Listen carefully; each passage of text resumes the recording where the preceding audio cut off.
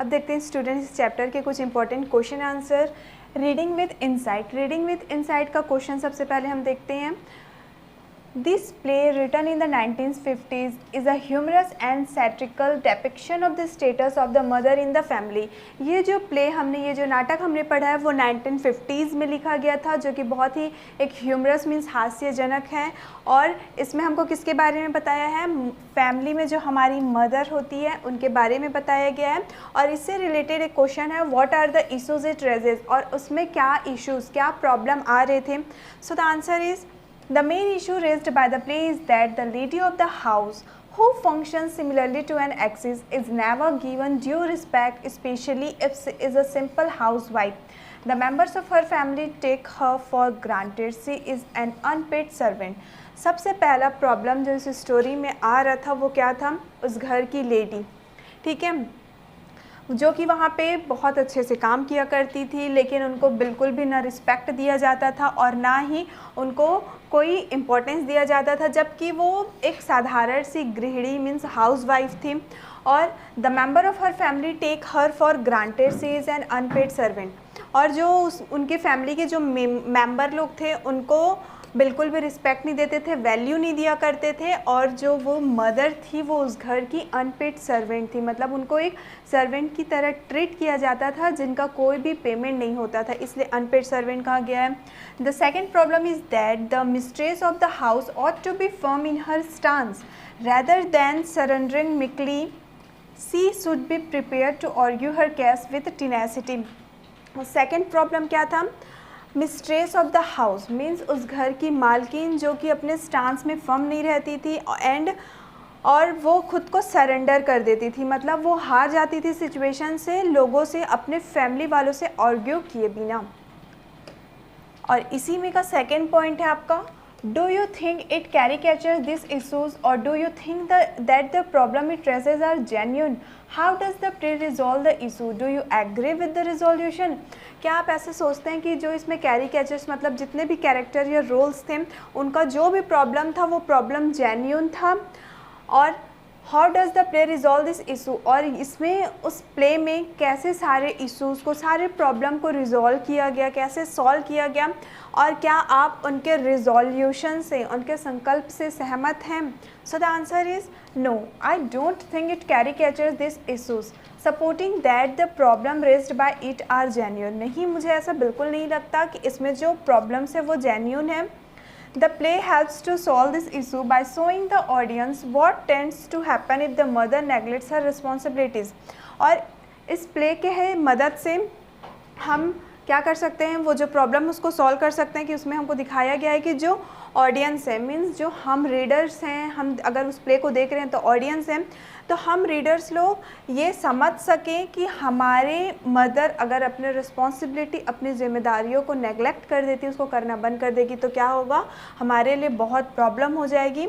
Yes, I agree with the proposed resolution. Every member of the family should spend some time with the angel who has brought so much color to the family। और हम इस resolution से agree करते हैं कि हर एक सदस्य को घर की हमारी एंजल मीन्स अपनी मदर का क्या करना चाहिए, रिस्पेक्ट करना चाहिए, उनके साथ टाइम स्पेंड करना चाहिए, क्योंकि वही है जो हमारे पूरे फैमिली में, हमारे परिवार में रंग भर देती है।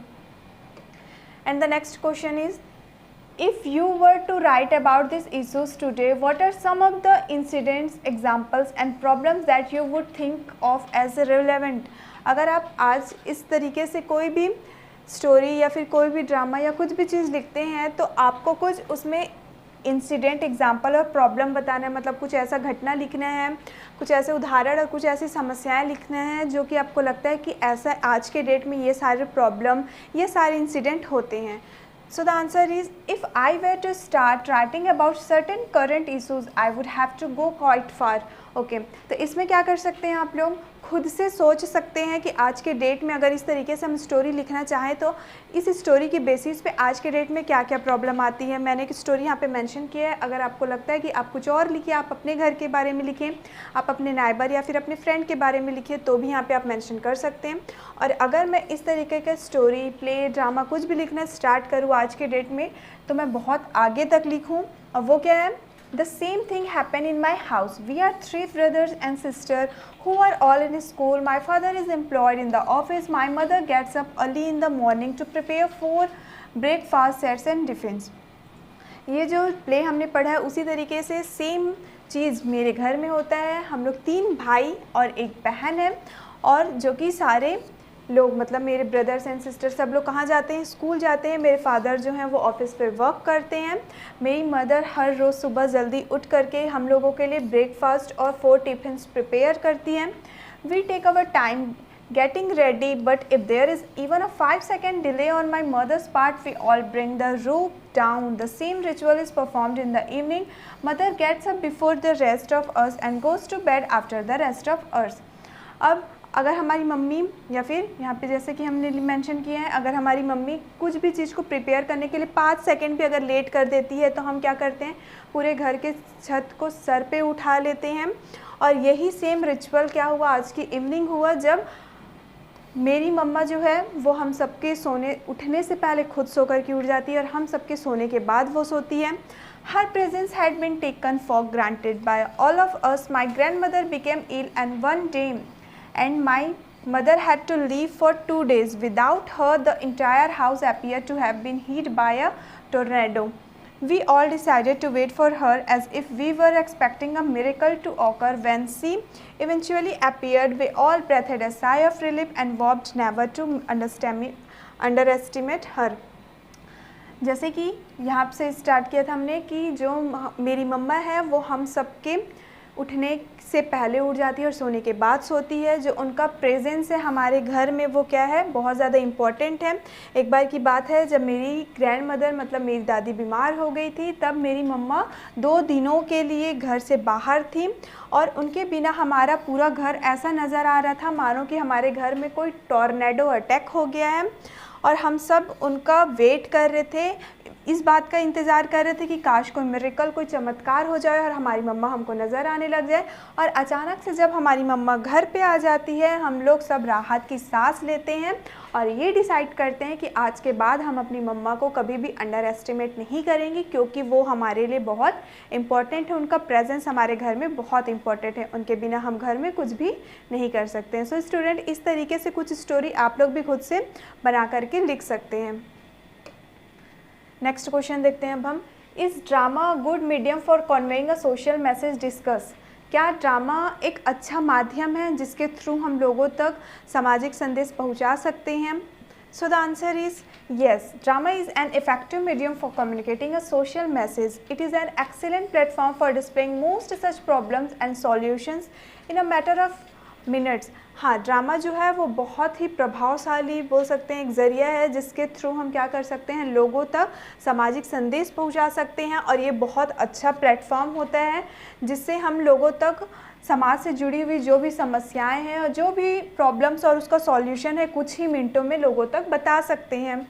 People have a great attachment to dramas and are likely to watch them for a long time. That is why television commercials are so well known around the clock. Dramas undoubtedly play a significant role in bringing about social change. और जो लोग हैं वो drama से बहुत attach हो जाते हैं, उसको वो बहुत दिलचस्पी लेके इंटरेस्टिंग वे पे काफ़ी लंबे समय तक देख पाते हैं।